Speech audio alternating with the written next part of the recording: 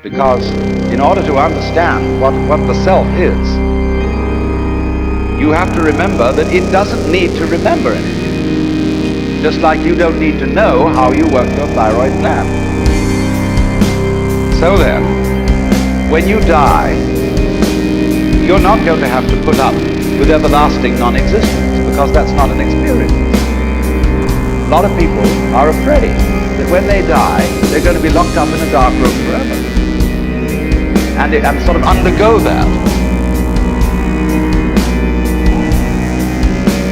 But one of the most interesting things as well, this is a yoga, this is a way of realization. Try and imagine what it will be like to go to sleep and never wake up. Think about that. Children, it's one of the great wonders of life. What will it be like to go to sleep and never wake up?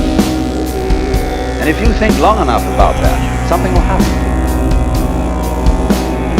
you. You will find out, among other things, that you can pose the next question to you. What was it like to wake up after having never gone to sleep? That was when you were born. You see, you can't have an experience of nothing. Nature abhors a vacuum. So after you're dead, the only thing that can happen is the same experience, or the same sort of experience as when you were born. In other words, we all know very well that after people die, other people are born. And they're all you. Only you can only experience it one at a time. Everybody is I. You all know you are you. And wheresoever beings exist throughout all galaxies, it doesn't make any difference. You are all of them. And when they come into being, that's you coming into being. You know that very well. Only you don't have to remember the past.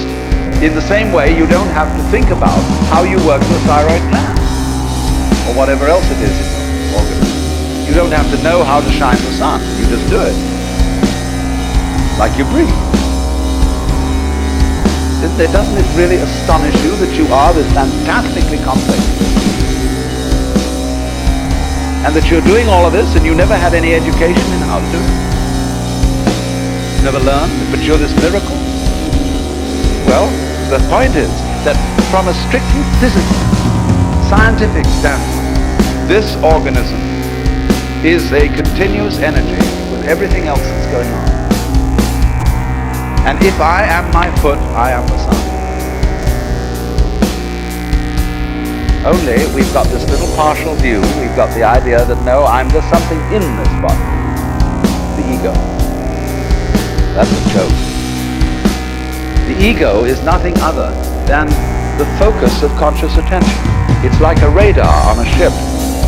The radar on a ship is a troubleshooter. Is there anything in the way?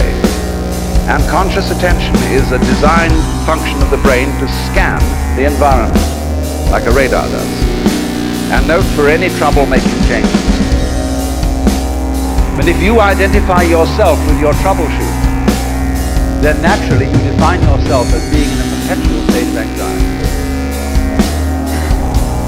And the moment we cease to identify with the ego and become aware that we are the whole organism, you realize that as the first thing how harmonious it all is. Because your organism is a miracle of harmony. All this thing functions together.